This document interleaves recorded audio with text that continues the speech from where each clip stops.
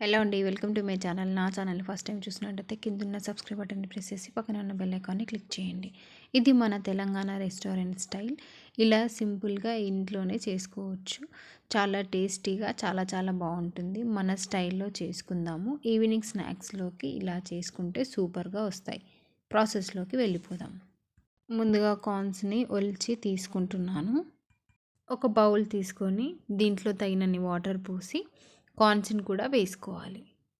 Corns వేసాక ఇందులోకి కొద్దిగంత పసుపు, కొద్దిగంత ఉప్పును కూడా వేసుకొని మెత్తగా ఉడికేంత వరకు ఉడికించుకోవాలి. కార్న్స్ మెత్తగా ఉడికాక దీన్ని స్టవ్ ఆఫ్ చేసుకొని వడకట్టుకోవాలి.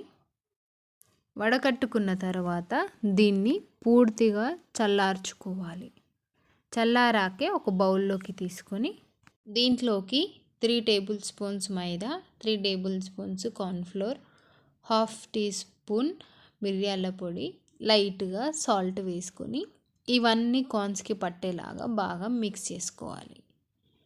ఇలా మిక్స్ చేసుకున్న తర్వాత వేడి మీద కార్న్స్ని చేస్తే మీరు ఎంత పిండి వేసినా కార్న్స్కి పిండి కోట్ పట్టుకోదు.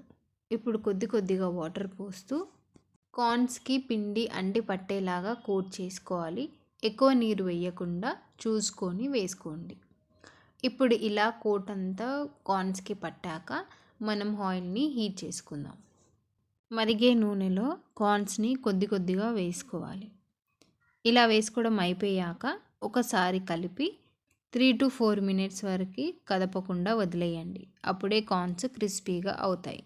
కార్న్స్ కోట్ క్రిస్పీగా అయ్యాక ఆయిల్ నుంచి తీసేసి మనం ఒక బౌల్లోకి వేసేసుకోవాలి. ఇలా అన్నీ చేసి పక్కకు పెట్టుకోవాలి. కార్న్స్కి తడకం చేసుకుందాము. 2 టేబుల్ స్పూన్ల ఆయిల్ని వేసుకొని ఆయిల్ హీట్ అయ్యాక ఎండుమిర్చి, ఆనియన్, పచ్చిమిర్చి చిన్నగా చాప్ చేసి వేసుకోవాలి. ఇప్పుడు దీన్ని ఫ్రై చేసుకుందాము. ఇది బాగా ఫ్రై అయ్యాక దీంట్లోకి కొద్దిగంత పెప్పర్ పౌడర్, కొద్దిగంత ఆర్గానిక్ చిల్లీ ఫ్లేక్స్ని కూడా వేసుకొని అల్లం వెల్లుల్లి పేస్ట్ వేసి కలుపుకోవాలి. ఇలా కలిపిన తర్వాత దీంట్లోకి లైట్గా సాల్ట్ వేసుకొని మరో 30 సెకండ్స్ వరకు ఫ్రై చేసుకోవాలి. ఇప్పుడు దీంట్లోకి కార్న్స్ని కూడా వేసుకొని బాగా కోట్ చేసుకోవాలి. ఇదంతా 3 to 4 మినిట్స్లో అయిపోతుంది. అప్పుడే మనకి క్రిస్పీగా ఉంటుంది. ఇప్పుడు దీన్ని మనము స్టవ్ ఆఫ్ చేసి ప్లేట్లోకి సర్వ్ చేసుకోవడమే. చాలా ఈజీ అండి, టేస్టీగా కూడా ఉంటుంది. మీరు ట్రై చేయండి.